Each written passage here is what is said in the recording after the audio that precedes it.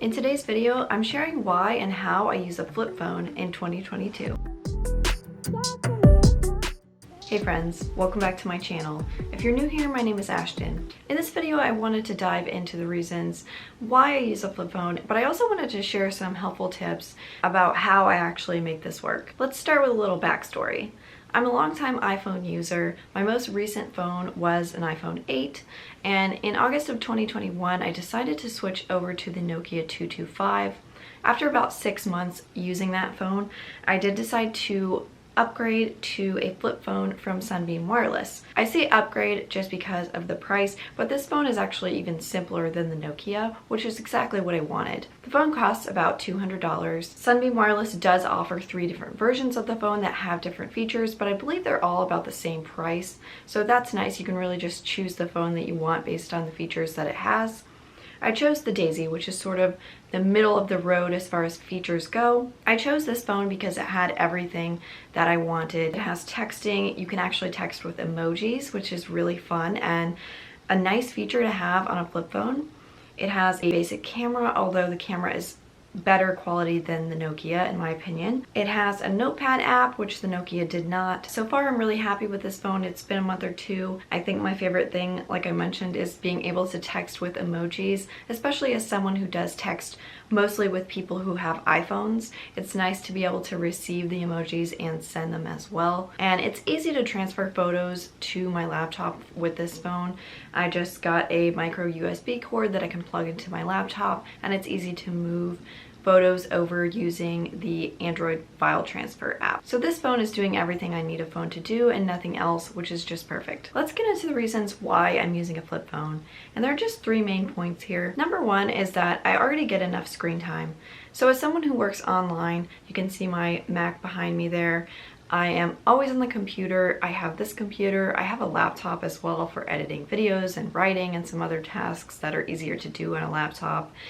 I also have an iPad. I mean, I use all of these devices for different tasks in my business, and I'm online looking at screens pretty much all day. And so for me, I just really don't need another computer in my pocket. Having a flip phone allows me to get away from screens and the internet during the time that I'm not working, or when I'm on vacation or on the weekend, or anytime I'm out of the house. And so it's really nice to just have a break from screen time. The number 2 reason I continue to use a simple phone is that I'm much more creative. I feel more creative not only at work but also in my personal life. And I found myself picking up creative hobbies like sewing and film photography, things that I really hadn't enjoyed since childhood. But now that I don't have the distraction of a smartphone, I'm able to just be creative and try new things all the time. I feel like I have a lot more downtime, and for me that means I'm much more creative. And the 3rd reason, and this is probably the biggest one, is just the peace of mind. There's been a lot of times when I've considered turning on my old iPhone or even getting a new iPhone, and the first thought that comes to mind is, gosh, that sounds really stressful, because my current peace of mind that I have, I feel like would go away as soon as I started to use a smartphone again.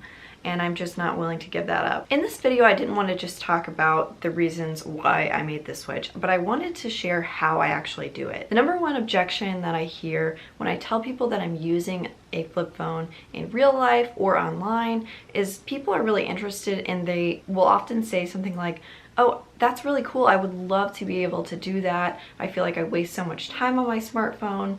But I just can't do it because I have to have access to my smartphone for this app or that app. I wanted to kind of address that and share actionable steps that I've taken that make it possible for me to use a flip phone.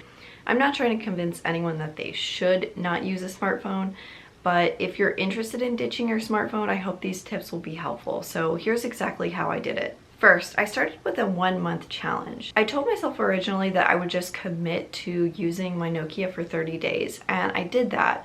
But I gave myself full permission to just switch right back to my iPhone at any point after if I want to do that. And to this day, I would say that still stands. I would call this an experiment. I still have my iPhone, and if I feel like turning it on, I can. And I can absolutely use it again. Knowing that I just was starting with 30 days and that I could quit if I wanted made it a lot easier. Number 2 is that I had a transition period. I think this tip will address the comments that I get a lot, which are, why don't you just delete the apps off your smartphone and use your smartphone as if it's a more basic phone?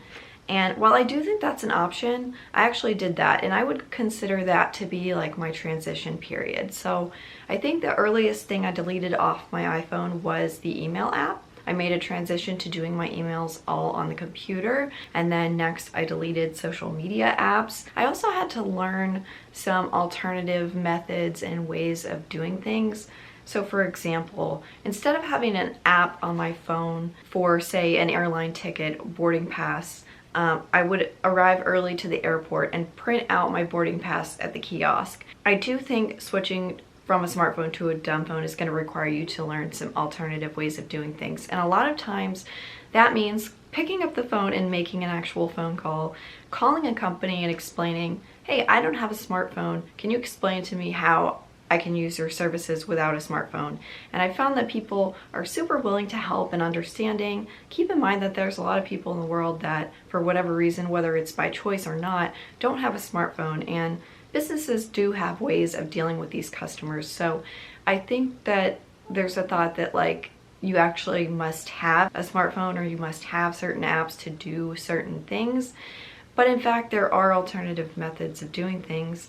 It just might not be what you're comfortable with or used to. So I call it a transition phase because I do think it really is transitioning some of your habits and choices. But I don't think the analog methods of doing things are any more difficult. It's just different. Number 3, and this is a big one. I decided not to be accessible 24/7. I think society overall holds this belief or value that we need to be accessible 24/7. For a long time, I believed this. I thought that if I wasn't checking into social media every day, that something really bad would happen. Or that if I didn't respond to emails within 10 to 15 minutes, something really bad would happen. In the end, I've just decided not to subscribe to that belief anymore. I don't know whether you can really use a flip phone unless you decide to let go of that. The next thing I've done is learn to carry a small notebook, especially when you're traveling. I will just write down notes, ideas when I'm on the go and I need to write something down. I actually have written down directions to a lot of places that I either was driving for the first time or just as a reminder if it was somewhere I hadn't driven in a long time. I would write down notes from a doctor's appointment. I wrote down flight confirmation numbers, hotel confirmation numbers. Those are huge when you're traveling.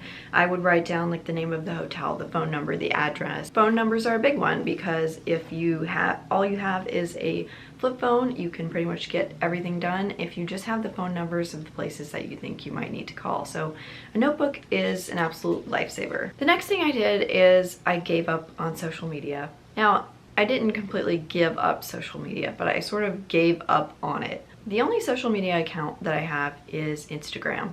I do have an Instagram account and I do post to Instagram from my laptop, but I don't really engage in Instagram stories or reels or some of those other features anymore. And I think that's just because I gave up on the sort of quick post, attention grabbing post that then disappears after 24 hours. So I never had Snapchat, TikTok, I deleted Twitter. I kind of decided that I wanted my posts to be a little bit more long form. So some people consider YouTube to be social media and videos are a much more long form content.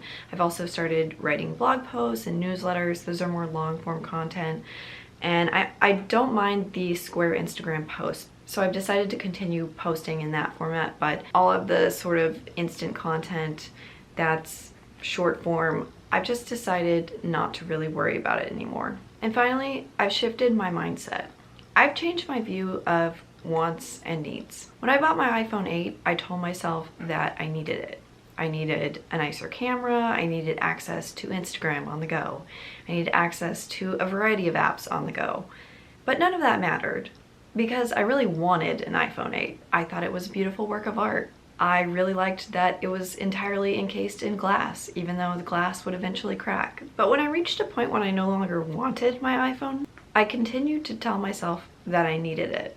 And what I've realized is a lot of those needs were not my actual needs. They were sort of this script that I just sort of picked up from everyone else. Like, you need a smartphone.